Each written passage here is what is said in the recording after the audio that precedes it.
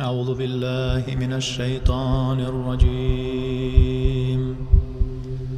بسم الله الرحمن الرحيم.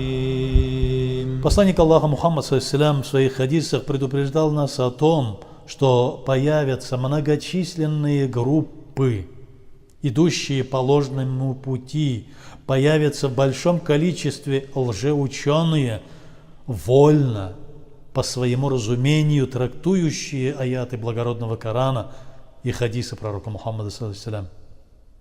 Поэтому мусульмане, причисляющие себя к ахлис-сунна валь-джамаат, должны избрать один из мазхабов приверженцев сунны и следовать этому пути.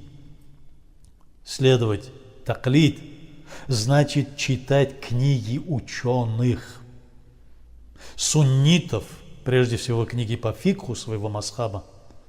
Это путь к спасению.